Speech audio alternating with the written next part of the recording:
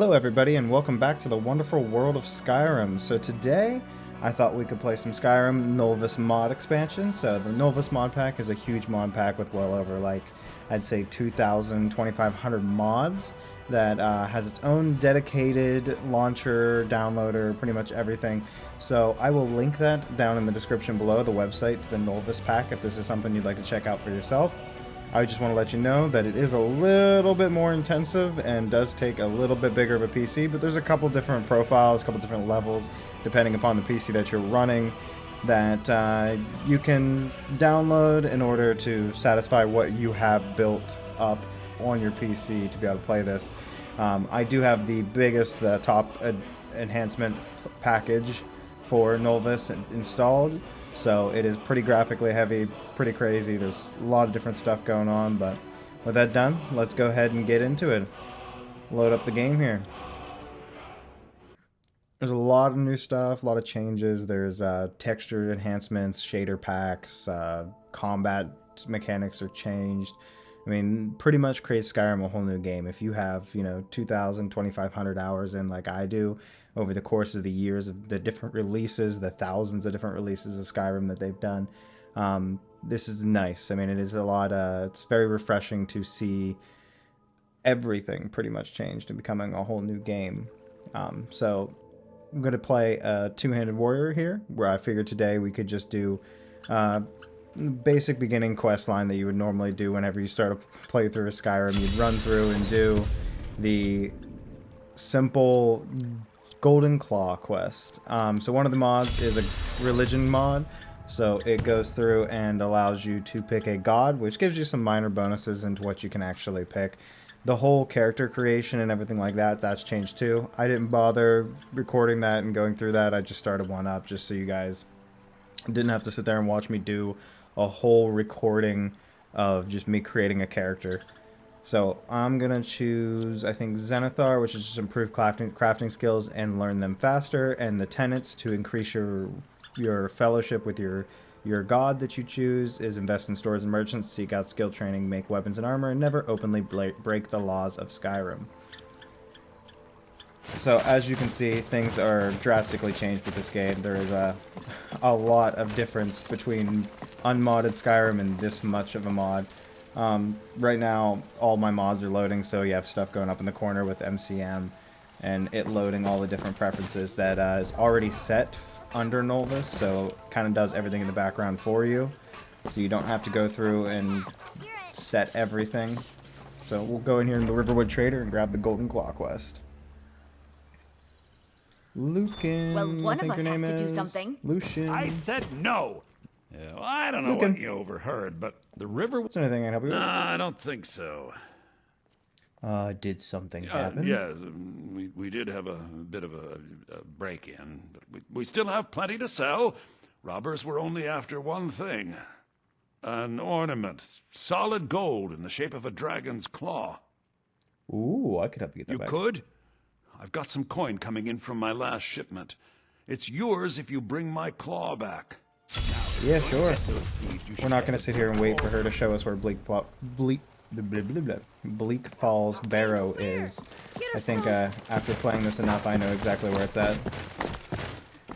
So one of the big major changes is if you want it to be, I should say this is an option, you can change how you gain EXP in the world of Skyrim. So previously before, we get EXP for leveling up our skills, two-handed, heavy armor, archery, that kind of stuff. So not so much anymore. I chose to change it to where you gain experience from finding new places, completing quest lines, just your normal way you would gain experience, something we're familiar with RPGs. I mean, not that I wasn't familiar with the way Skyrim did it, because I've played it several times, but it is nice to be able to go back to a more generic version of we kill monsters, we do quest lines, we read books, we find new locations, and we gain some EXP. The combat difficulty is also very much enhanced. There is a lot more difficult combat in this now, where we have, I'll show you for instance, we have different stances. So if I hit my 3 key on the keyboard, now I've got this kind of mid stance 2 is a low stance where I got kind of these sweeping strikes, which I'll zoom out a little bit. I got these sweeping strikes that go on. 4 is a high stance where I'm kind of overhanding and underhanding. And 1 switches me back to normal. And that's just normal stance. But so you do have these different stances now that we can play around with and mess with. On top of that, you have a whole dodging mechanic to combat, blocking and parrying and that kind of stuff. But we'll get into some combat here and you'll see that it definitely, it's much harder than it used to be taking damage. And archers definitely get you pretty good. Oh. See, I'm already down to half health. Oh, missed. Keep hitting the wall.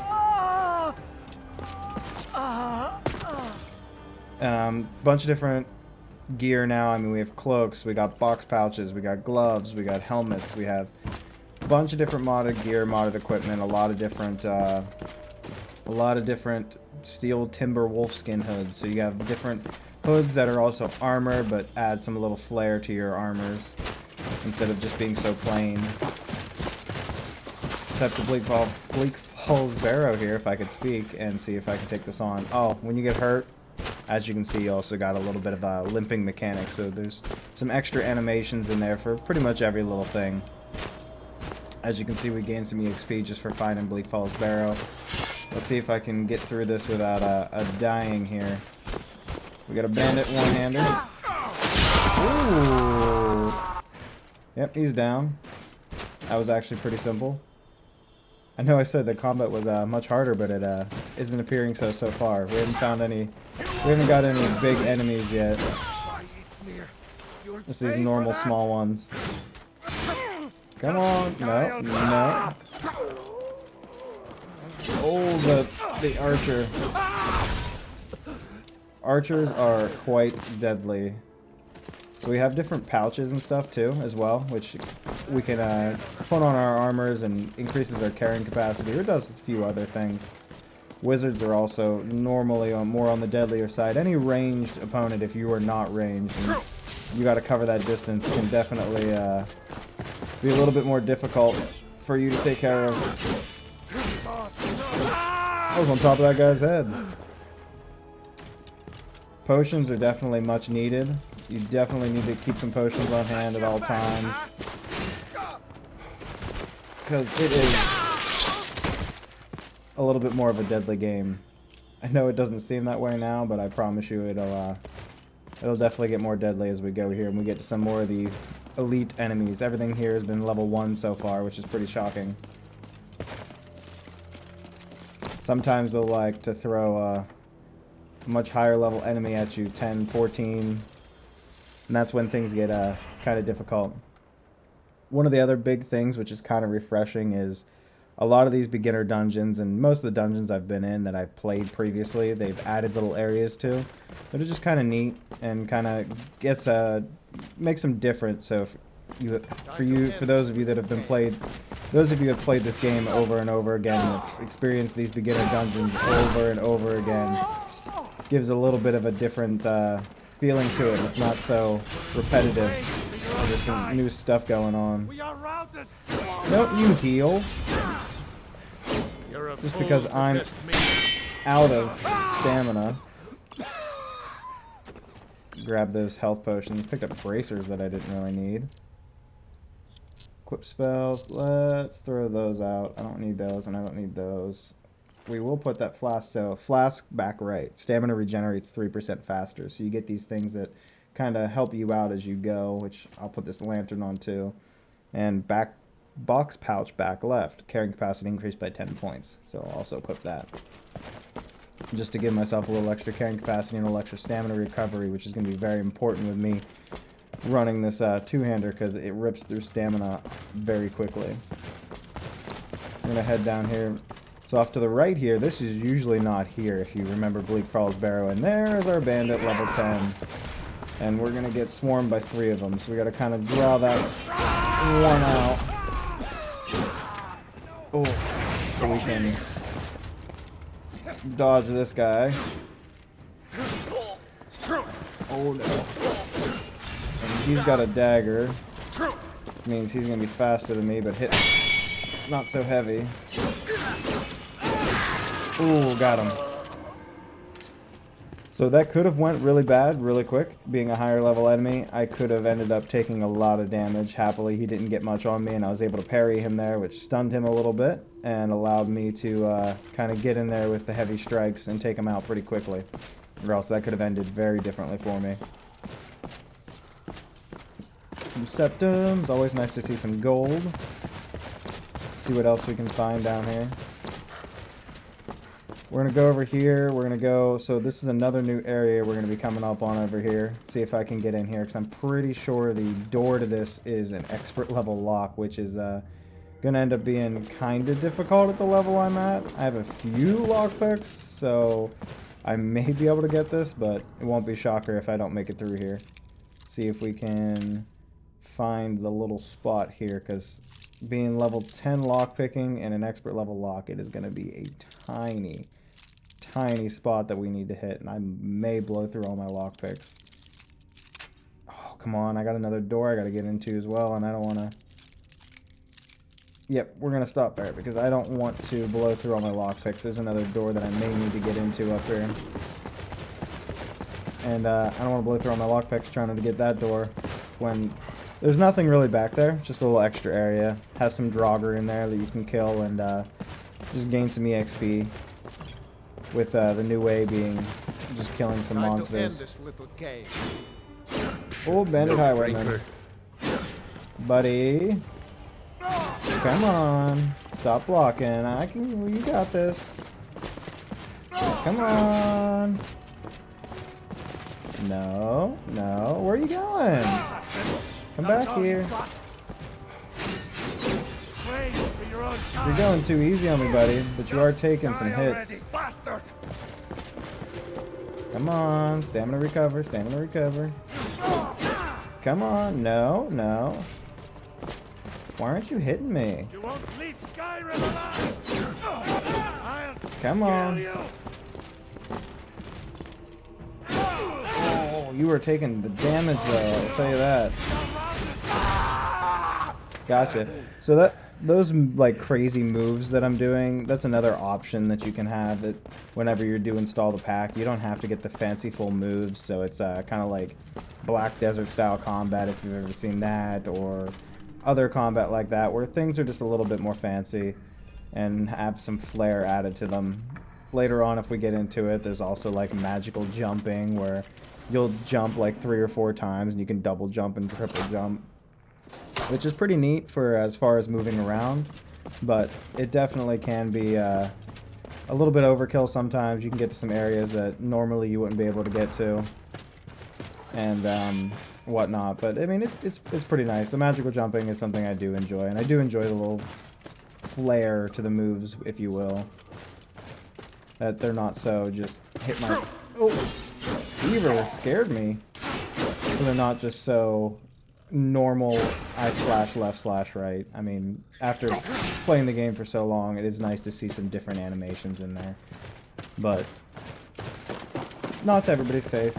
Some people like, because they're obviously not realistic moves. I'm not going to be swinging a two-hander around in the air and spinning it around me, and in real life it would take some decent strength. I'm not saying that they were super heavy swords, but they weren't as light as a feather either.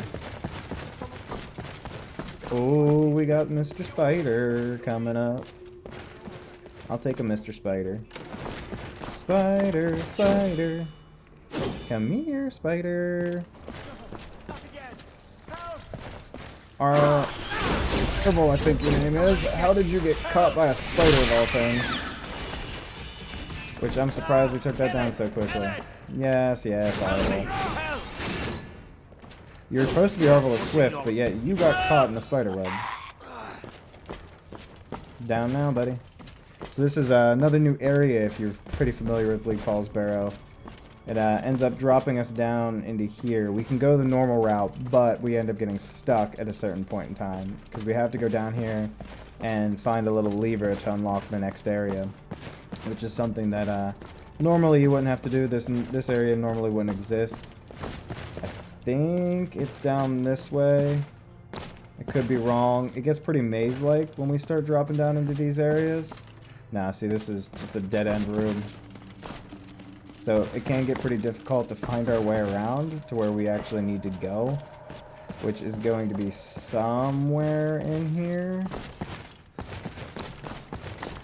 I don't think it's up here, though. Nope. This is literally back where we started. Back down we go. So as you can see, you can get quite lost in this area. I mean, it is quite easy, which I think I want to go this way. And not that way, but this way. I'll know it when I see it. Oh, nope. That's not where we want to go, but we'll end up fighting some Draugr that just spawned. This way. Nope, not where I want to be either, but let's get these guys. Oh, hey. No, thank you. You can keep your grubby mitts to yourself. Nope. I don't need your axe. Not at all, sir. Nope. Get those parries in. Come here, buddy. Come on. Come on. Come on. Whoop. Nope. Whoop. Whoop. Nah, I dodged you. You thought you got me. Haha. Sucker. Oh, we got another one.